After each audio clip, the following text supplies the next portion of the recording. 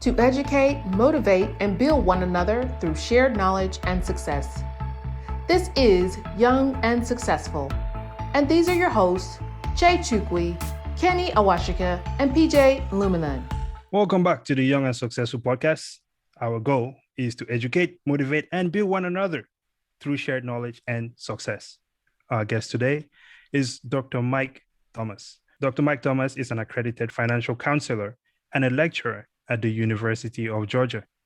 His research focuses on financial empathy, data visualization effects on financial behavior, and the connection between brain function and money.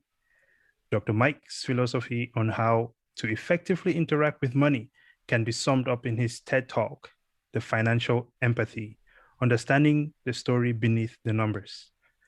Dr. Michael is also the founder of Modern Solutions. Modern Solutions is a financial coaching platform created to help clients establish a financial culture that leads with empathy, prioritizes connection, values wisdom, and optimizes money with a focus on Black men. I love it. Dr. Mike, thank you for taking the time out to even join us here today. We very much appreciate it. It means a lot to us. Absolutely. Thanks for inviting me to the show. I look forward to the conversation. You know, I'm very happy about this. You know, we haven't done this in a little while, so we're a little bit dusty. But right now, as we roll, okay, listen, I'm already feeling like it's coming back to me. Maybe it's the vibe that you brought, man, because it's a very smooth vibe, you know. But well, let's jump right into it, right? Just I know I gave a really nice intro there, and just give us a little bit more details on you, your background. What is it you do exactly, and how you got into this?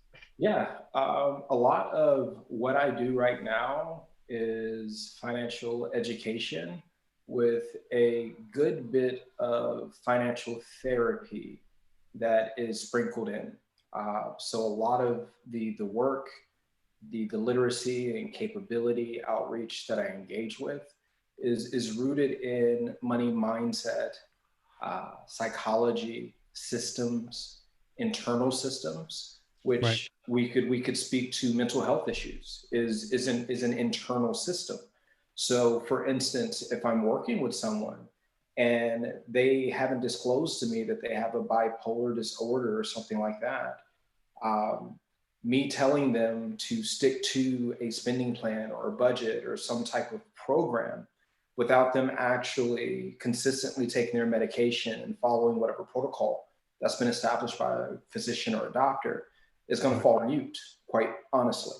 And I think a lot of times when we engage in financial literacy and capability efforts, we try to normalize everyone's experience to assume that we are all the same and that we're literally starting from the same starting point in terms of social capital and connections, financial resources, stability, income. It almost feels as if like we live in this fictional world where we feel like we all have the same stuff and all the same means and resources, when that's not the case, especially internally. Somebody can be dealing with trauma, PTSD, whatever it may be. There are a lot of different things that can impact someone's ability to believe in and stick to a financial plan or a strategy. And then there are external systems. So if you live in a neighborhood or a community where there are no banks, where there are no grocery stores, where there's no public transportation, and that's what you've always known, well, systemically, that's going to have implications on one's perceptions and attitudes and beliefs about their lot in life and what the actual purpose of money is. And those are influences as well. So a lot of the work that I do actually unpacks these money scripts or money stories or ideologies, which are generally rooted in some type of experience someone that's had. And generally that's a powerful experience, which is why it's a mechanism that propels them to continue to do what they do. But I know based on research that I've done and research that other people have done is that financial literacy in and of itself is not enough. We have to do more. And that's why I think that we continue to kind of run around in circles, right? Because because we feel like we're moving, but it's an illusion of movement, right?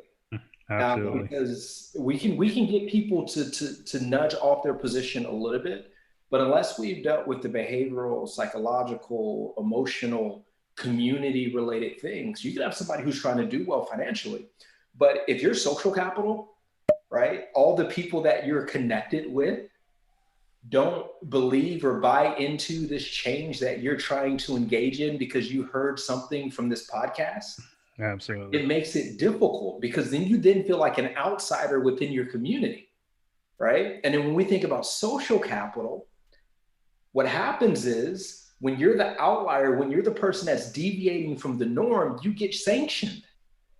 And that impacts your relationships, impacts your community, impacts how people think about you. So there are all these factors that come into play as we navigate this stuff.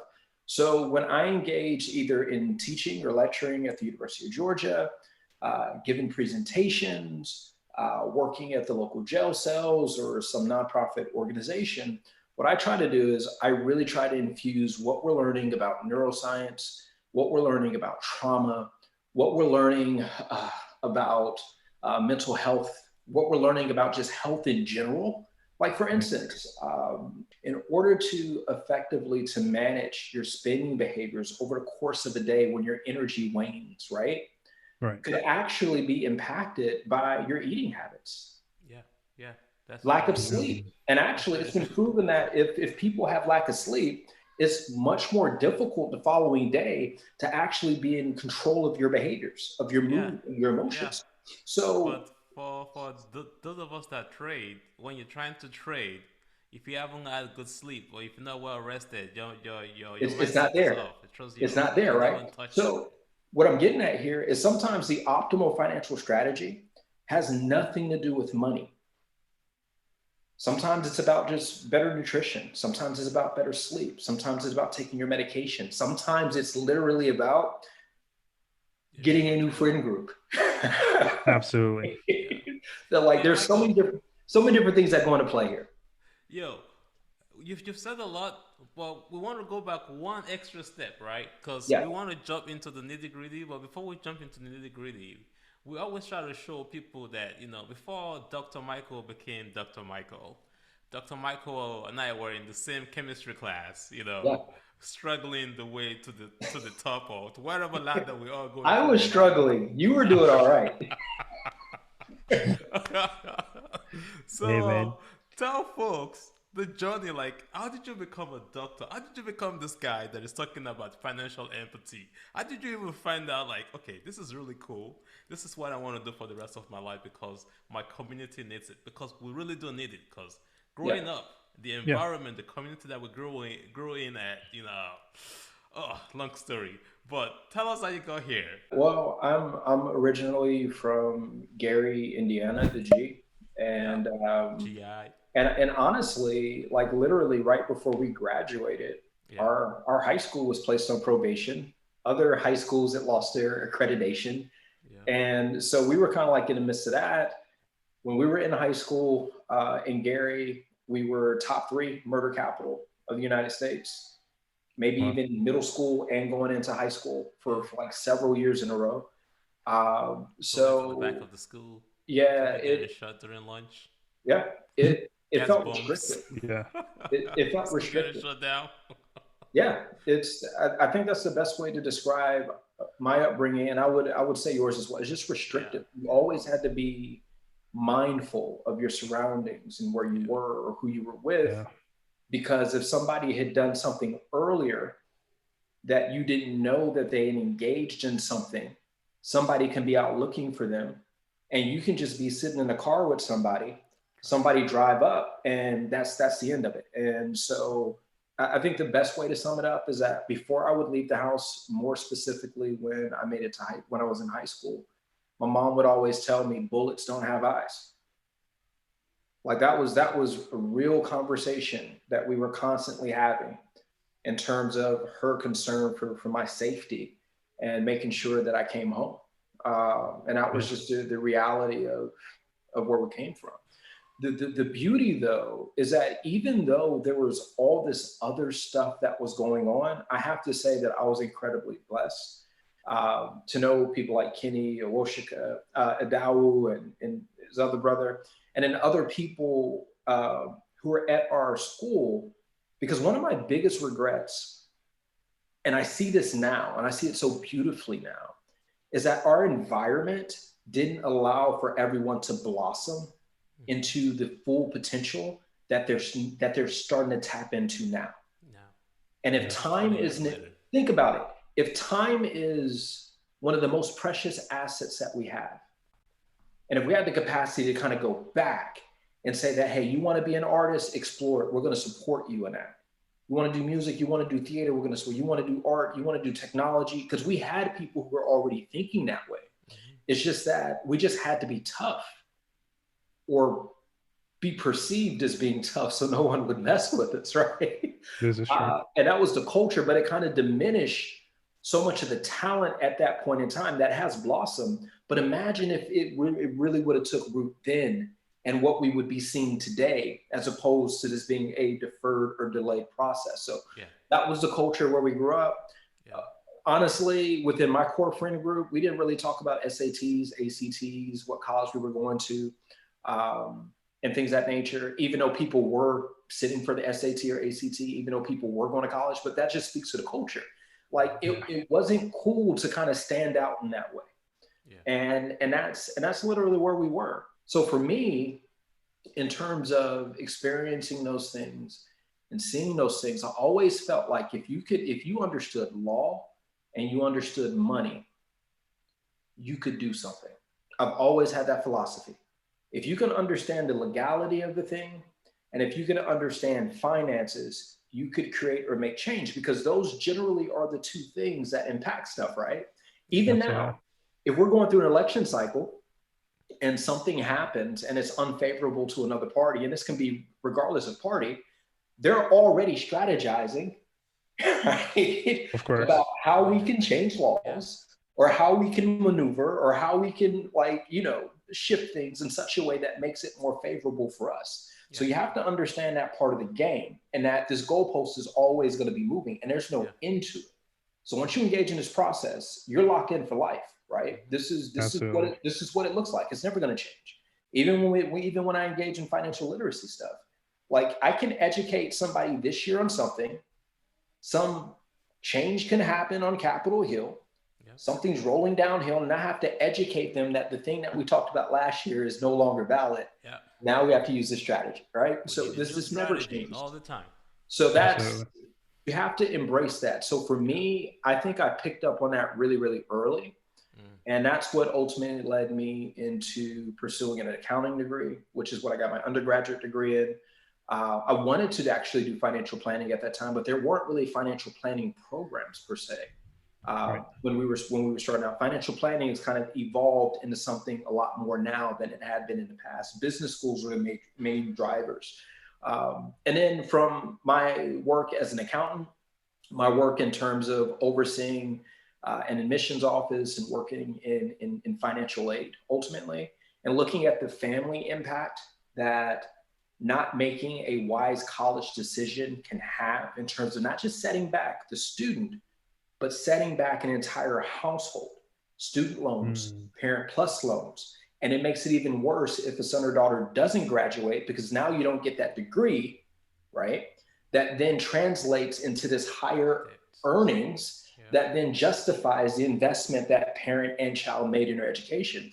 And we don't have those conversations enough. And I had way too many conversations with families, especially in the higher ed space, where they were asking me, hey, should I take out a second mortgage on my home? Should I liquidate my 401k? Should I do all these different things for a college degree to help my child pursue their college degree? And there's actually a study that came out maybe 3 years ago that speaks to that sentiment, and that it was roughly 73 to 75% of families polled said that they would do whatever they needed to do to help their son or daughter graduate from college. But does the degree equate to the professional life and the income that you get afterwards? This goes way back. No, the question from your middle school to your high school, making the wrong decisions all the way through your life.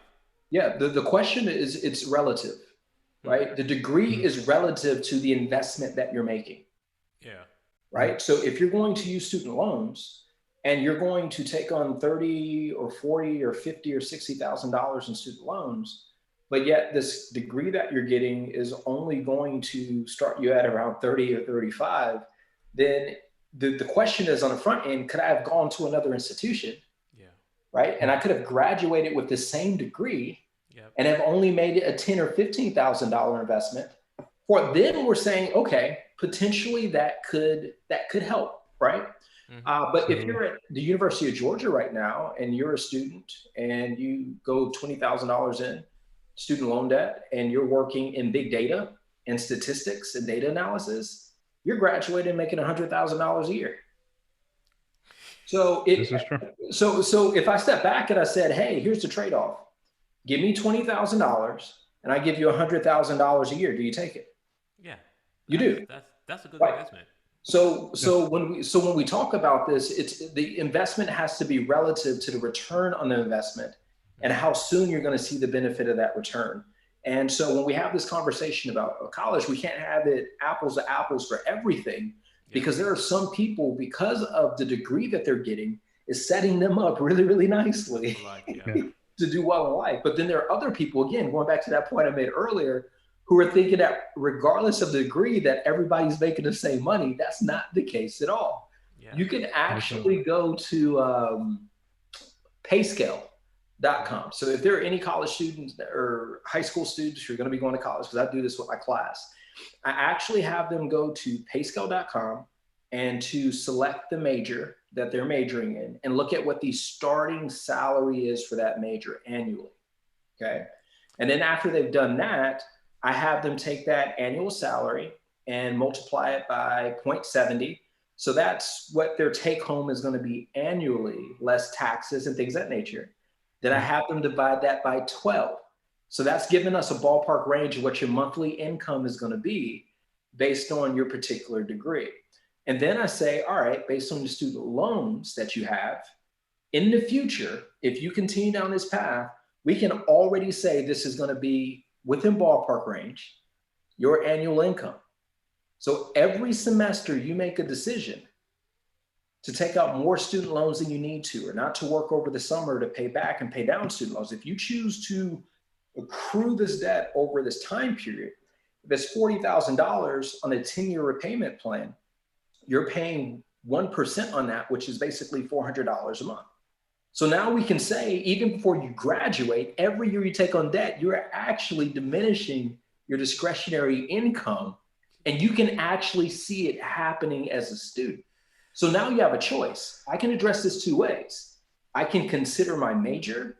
I can do more networking. I can position myself to, or I can do some more negotiating in terms of getting a higher end on pay. Or, and it should be an and thing, I can also be intentional about limiting my college expenses as I go through the process. And we actually have more control over that than we think. Yeah. With financial aid in general, you can actually borrow above and beyond need based on incidentals and other things that can come up. And oftentimes, most students don't need all the money that they're getting back in their disbursement. So just think about it. If nationally, every kid said that I don't need my disbursement check, and they just sent it back right away, we would be think about it. We would be in a very different position, financially, as it relates to student loan debt, because all of that money that's being borrowed isn't just money going to educational expenses, not just going towards incidentals and all these other different things. I get having fun. You can budget that, but if you can actually see what the implication is on your future earnings today, do you still make that decision? Yes and no. What I'm saying, yes or no? How do you mean? But you get to make the choice, right? Yes. But what's happening right now is so many people don't see it that way. They graduate, and then I have to read tons of threads saying that nobody told me. Yeah, I mean, come on, look at it. Nobody told us in high school that you were supposed to research your career. I was just lucky that my dad pushed me to go research and be like, okay, what do you want to do? Then, I went to salary. I did exactly what you said without anybody telling me to. Okay, what do I want to do? What's the income?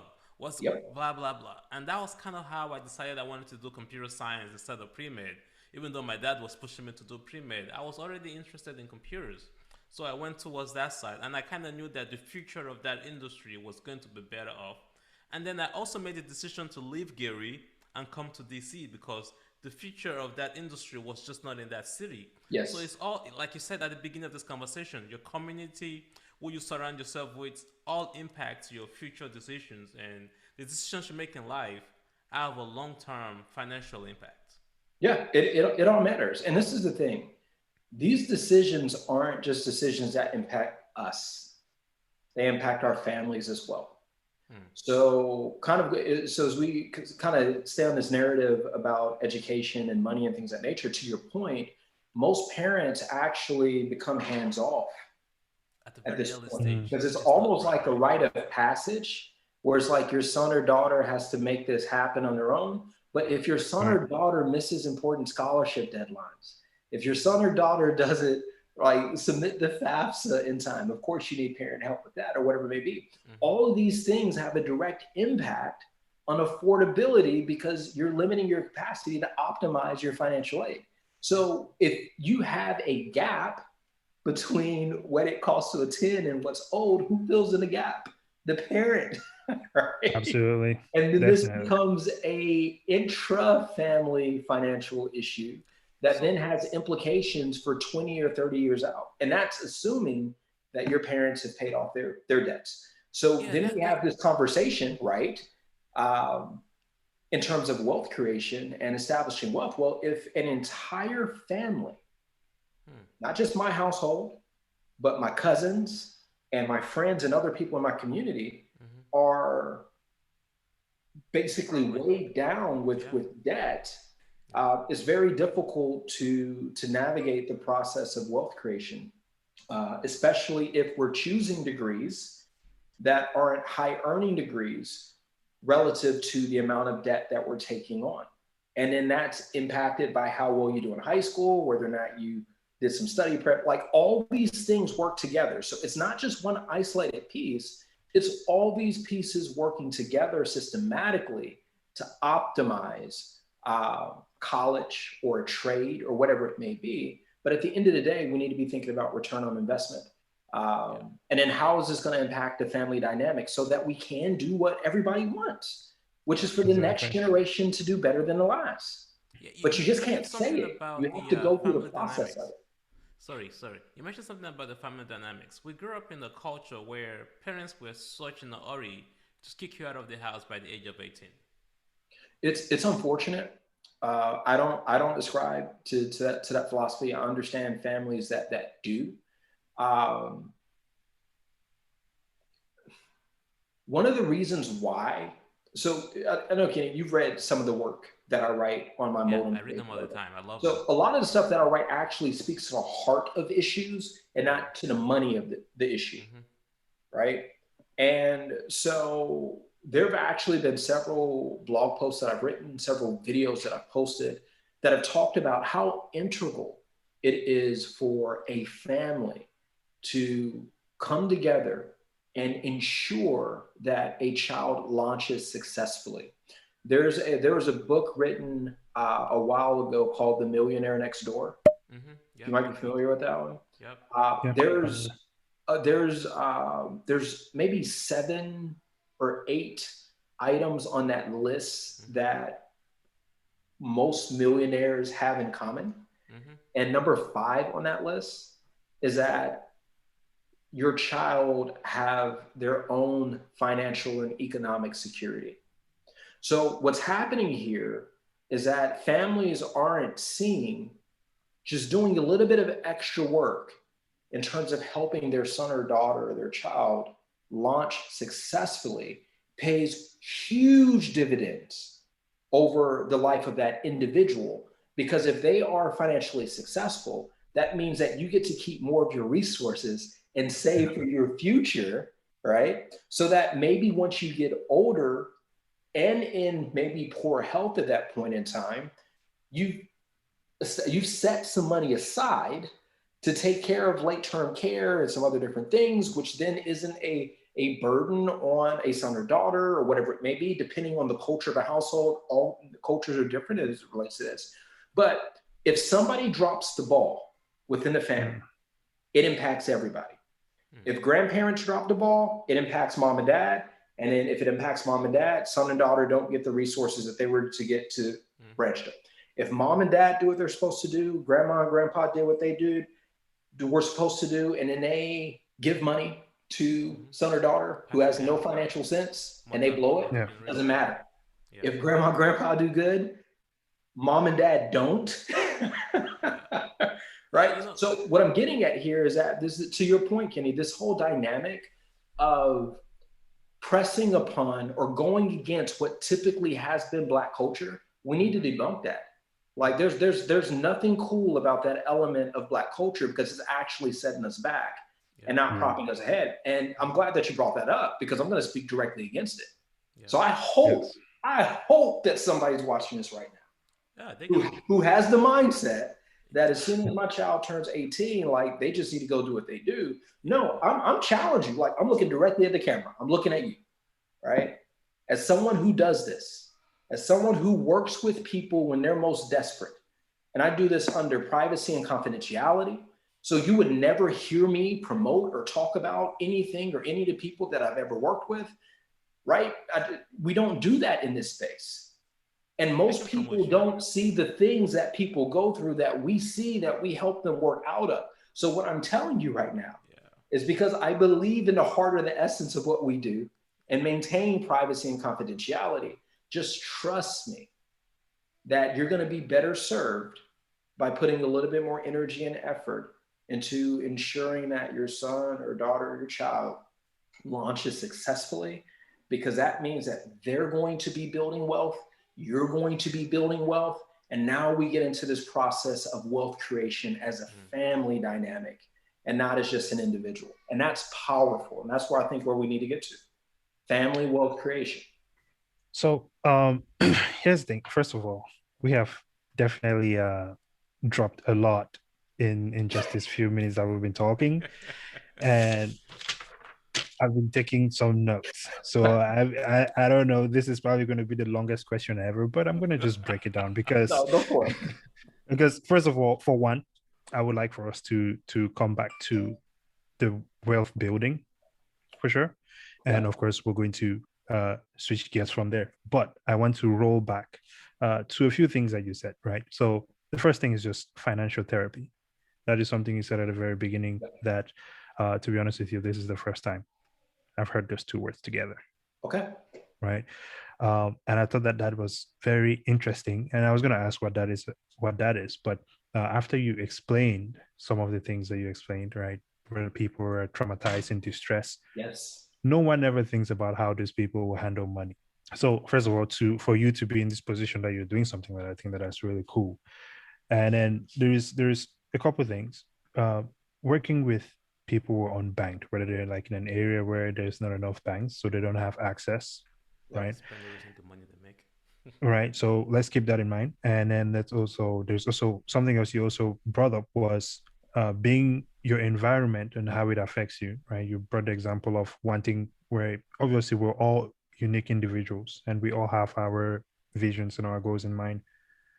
But when you step out of the comfort zone to do that, people around you kind of frown on that, right? And that kind of sometimes keeps some people in the box and never allows them to reach their full potential, like you mentioned. Absolutely. So what would you say are some ideas or tips, or maybe even for you personally, right? Because, in your case as well, like you said, obviously growing up, you were not necessarily in an environment that I would say that sounded like it promotes you trying to stand out of the box, right? I mean, even for me personally, where I went to high school, you try to do some things and you hear other people go, "Oh, you're being white." Yeah. Or even like the way I speak, right? I'm from Africa, so I just did not pick up the ebonics, right? But then we have, it's other Black people telling me that, hey, you sound white, kind of thing. So for you, right? How did you navigate that period of time, right? Removing yourself from the environment and setting yourself apart, and obviously now becoming very successful at what you do. For someone who is trying to do the same, what would you say? Yeah, I think so. I'll tackle the back end and I'll kind of work through some of the other things that you talked about. Yeah. There was my grandmother. Her home was on 2300 Jackson Street, Right. literally on the same street, opposite side, opposite corner of the Jackson family home. And so Mhm. she stayed in this tiny house where she raised 12 children for the most part. Wow, I did And not know that. it's crazy to That's think about it, that's but a whole that was fam- the that's a full reality. house, man. And so I remember one summer we were having a family cookout. And so people were in the house, people were in the front yard, people in the backyard. It was just a really, really festive time. And one of my older cousins who I looked up to, and he always would cut my hair when I had a hairline, but now Hmm. I'll be Yo, joining Mike you is soon, doing man. really Don't I'm not great as worry. today. sharp. I'm not as sharp as you all are. I'll be joining you soon, sir. Yeah. Well, one of my cousins had a AK-47 chain on, and again that was the lifestyle. And he was really really heavy into all that stuff. And I have other cousins who are really heavy into that stuff. And I remember watching my great grandmother walk over to him, grab his chain, and slide it in his shirt, and just kind of tap on his chest and give him a hug. And as a kid, I don't know why I picked up on that. Hmm. But I really, really valued my great grandmother. And that just really stuck with me. There were just too many people, older cousins that I had. And I think timing was everything. Because if I was Yeah. born maybe 4 or 5 years sooner, I wouldn't be here. Hmm. I can just about assure you of that, because I would have been in that group of my older cousins who were being introduced to all these different things and engaging in these things. And then that would have been my norm and my reality, in a way that wasn't, because I came behind Yeah, a later. little bit later. And I actually got a chance to see people die, unfortunately, people go to jail, um, and people get strung out on drugs and or just all these other different things. I actually see it. And if you're standing in line and there's people ahead of you, and it looks like every time we take a step, somebody is falling off some cliff. At a certain point, you got to say, do I want to stay in this line? Hmm. Right? And, This is true. honestly, that's the reality. Like Yeah. I'm in line. I'm peeking around. I'm like, something don't seem right. Something's not right. Like this is not Yeah. this is not making sense to me. Yeah. So for me, as being already a very heady person, very introspective, I'm like, I don't want to stay in this line. I don't want to be in this line.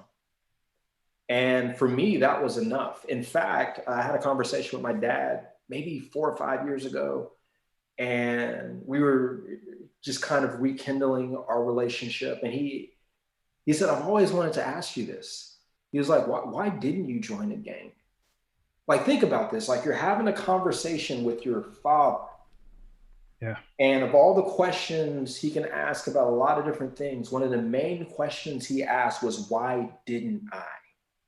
Right. And I've been blessed to be one of those people where I don't have to experience the thing to experience the thing. You just Some live people it. have to taste it, some people have to touch it, some people have to see it, right? In a way where it causes a visceral reaction. But I've Yeah. always been a type of person where it's kind of like, if I'm getting a sense that this is not moving in the right way, I don't have to ride this all the way out to figure it out that that's going to be the case. And I would say that that's a blessing. And Yeah. I'm thankful to God, honestly, that I've trusted that voice. And if nothing else, I think that that directly relates to my faith, and the relationship that I have with God, and me trusting that voice. We can call it the Holy Spirit, we call it whatever you want to call it, Hmm.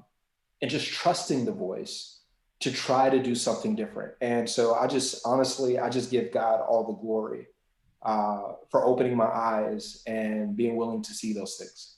Yep. So that literally was enough for me. Hmm. And so I'm the type of dude where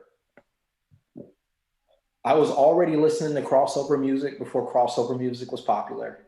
I was already drinking smoothies before smoothies was popular. I was already doing yoga before yoga was popular.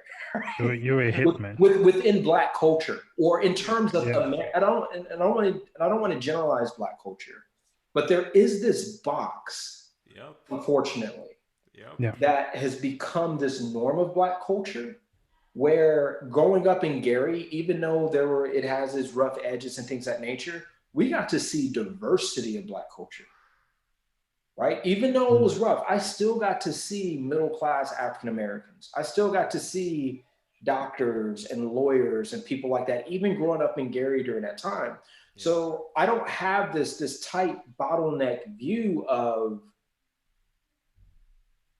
something like going to the dentist is bougie, right? Or being, or having it like there's something wrong that you have two parents in your household. Like that was the culture that we lived in. If you did anything that was, or had anything that was different or considered standard or normal, then that was actually made you feel that it was a bad thing, right? Absolutely. If you're smart, like that's a bad thing, right? So it's fascinating to me, but that never really bothered me. I was always a loner for the most part.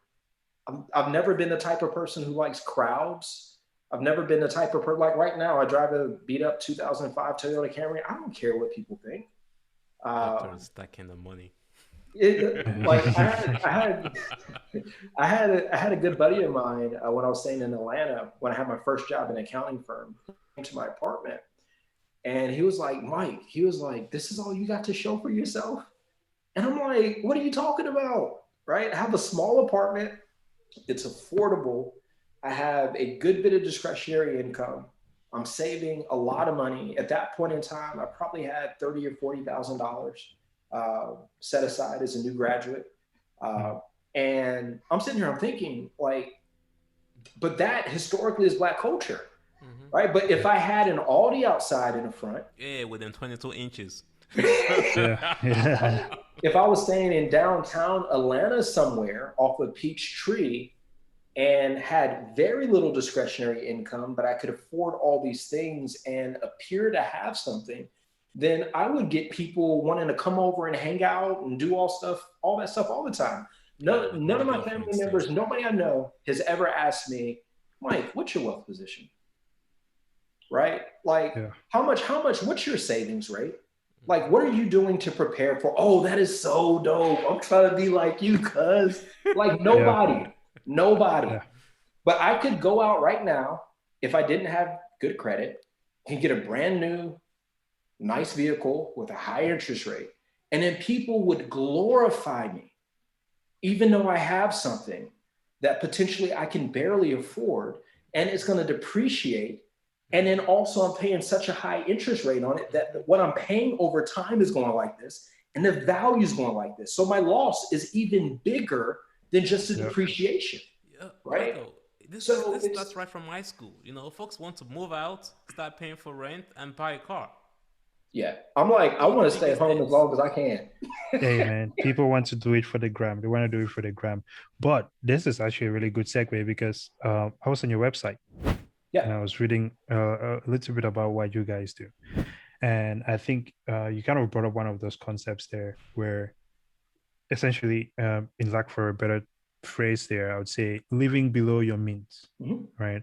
Would you talk to us and the audience a little bit more about the wealth building, right? And how you manage your finances, having that better relationship with your finances. And how that helps you absolutely grow. Yeah. And again, living beneath your means is relative. Right. It's all relative, right? So one, marrying someone who has a similar mindset about wealth creation, I just don't know how you get around it if you don't. Because literally you'd have two people in a boat who are rowing in different directions. Different directions. And if you're doing that, what does that look like? You go in circles. Yep. Right? You're not getting anywhere. So I think for me, honestly, one of the biggest things that I could have done is to marry my wife, who has a similar mindset and approach that I do. And we balance each other really, really well as it comes to financial management. And so when you have that, now we have a system. You have two people who are working together towards a common goal that we're going to achieve over time. And so what we've done literally is that we've positioned our lifestyle in such a way to where, for instance, when we say live beneath our means, it simply means that, yes, I have, for instance, I don't know about y'all, but I love cookies and cake and all that good stuff. Same right? here. Yeah. All right. Here. I love going to dine out, love having a good meal and all that good stuff. Yep. It seems like a good thing to consume everything right now. Like if you have cookies, eat all of them, right? If you're at dinner and you have a good meal, to eat all of it, right? But I would argue that if you just ate a little bit and had something to look forward to tomorrow, which actually is where dopamine comes from. It's the motivation, right? That drives us to want a thing. And anticipation actually produces greater satisfaction when we have a slight delay between when we had something or when we get something the next time. That's actually scientifically proven. And the way that money and happiness works, deferred gratification actually produces a better feeling. Giving to others actually produces a helping high, is what they call it in psychology, that actually rivals doing something for yourself. And these things seem countercultural given our culture, which everything is about me, but yet we're less satisfied. And because of that, we continue to consume more, thinking that it's going to fill the void. That's the issue. It never fills the void. It never provides us contentment. So once you can get to a place to where either you can accept that wisdom or you've been running on this hamster wheel long enough to know that it's not getting you anywhere, then it opens you up to say, what if less is more? What if I can have more by having less? And the power in that is that when you live beneath your means, even if you have like an emergency fund and all these different things, actually living beneath your means is actually the first line of defense. Because if something comes up, you're already living beneath your means. You can just adjust some things within a spending plan and take care of the thing and never have to touch your emergency fund, right? Absolutely. So if an opportunity comes up, living beneath your means provides you the opportunity to take advantage of something that otherwise you wouldn't have been able to take advantage of, because we don't know when opportunities are coming. Yeah, right? That was an article that you wrote a while back about emergency fund not being emergency funds but opportunity funds. Yeah. And ever since I read that article, I've seen my emergency fund that, okay, I have the money. This is a business opportunity here. I should just go deep in there. I will pay myself back once that business opportunity yields some return. Absolutely. We do it all the time. Since then. We do it all the time. I will say it's a great feeling when an opportunity comes up and you can execute on it, because it is. Yeah. So it is. That's that a good feeling. Yeah, that's a very good feeling, man. Case in point. But that's the thing. We don't stick with it long enough to experience the moment. That then creates the synapse connection to say, oh, this is why people do it, right? So people do it, but they never do it long enough to experience the moment that then causes them to want to do it again, then again, and again, and again, right? So you're planting seeds. It's a rewiring thing. So for instance, a few years ago, we had a good friends of mine come down to Georgia, and they were like doing this road trip, and then they were going to go to the beach. And then they were like, hey, do y'all want to come with us? Just randomly. And my wife and I looked at each other and said, well, we got the money, let's go. Right? So we were able to, an opportunity, and opportunity doesn't always have to be investment. Opportunities can just be moments of connection, going to the wedding, unfortunately at times being able to be there for a funeral or a loved one who's in need. And so, because if you think about it, I bet you there's somebody right now who is thinking whenever life happens, they always have to say, no, I can't do it. Yep. True. No, we can't do it. No, I can't do it. And what I've learned is that my wife and I want to be available to do those unexpected things that happen in life and not fret and not take on debt to have to do it. If you live beneath your means, guess what? If you have a job and they're not treating you right, you can walk away. Facts. So what happens is when you live beneath your means, you're actually creating the space for volatility in life that can happen, or for you to actually have the choice and option to say that this isn't working for me. And I'm not going to be bound to this because I have to be here. And that's the position that most of us are in. We're literally consuming mass consumption. Right. That's a bottomless pit. It is a bottomless pit. That does not get us anywhere. Absolutely. That tethers us to a job or a situation or circumstances that are unhealthy for us psychologically, emotionally, mentally, that cause increase in stress and cortisol and other different things that cause insulin resistance, especially within the Black community, that then ultimately leads to things like diabetes and all these other different things. So what I'm getting at here is that when you create space to have flexibility, not only are you owning your financial health, you're actually owning your health in general. Because and it sounds like that also brings you closer to happiness. Absolutely. But isn't that what happiness is? Is just to have the option.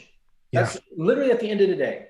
Less you don't stress. have to have all the options. It's just to have the option. If I want to step away, I can do this and we can make this happen. And you don't feel stuck.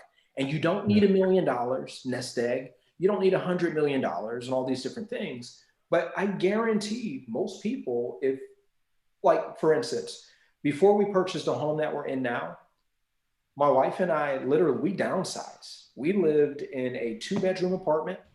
We bunked both of the boys. We locked in, believe this or not, we locked in on a rent. My wife found it for, I want to say about $850 a month. We locked in on that for 2 years, and we're making good money.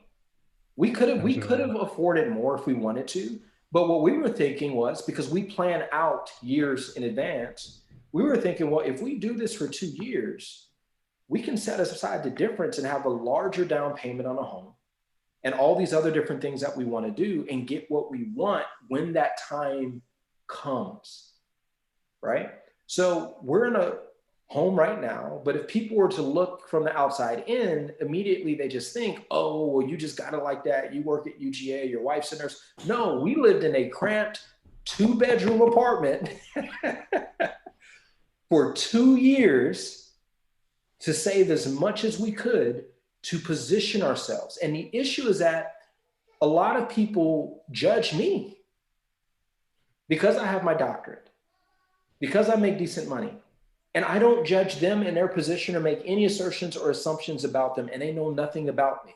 And by them judging me, what they do is that they say, oh, he has everything, or he has all this stuff to make this happen. And what it does is that it provides other people an excuse to say that, oh, well, I don't have it like that person, therefore it's okay for me not to. Yeah. But what people don't realize is that every step of the way, my wife and I make sacrifices. Yeah. We've actually gone Christmases where we didn't get each other anything. But yet, if a family member called or somebody needed this or whatever it may be, we always got it. But nobody ever asked us what types of sacrifices are we making? What types of trips have we given up? What types of plans have we right? Yeah, absolutely. To be a benefit to other people as well. And it's unfortunate. So what I'm getting at here is that if you want financial freedom, you have to have financial discipline, and you have to fall in love with the discipline of it. Because once you fall in love with the discipline, you realize it's counterintuitive. And this is the one thing I hate about our culture in general, and Black culture too, is that people think that once I get to a certain point with money, I can do whatever I want with money. We want to get to this point to where we have so much money so that we can just do whatever we want. That's just like saying a healthy person, someone who lifts weights, someone who runs, gets to a certain point and they say, all right, I'm just going to stop running. I can do whatever I want.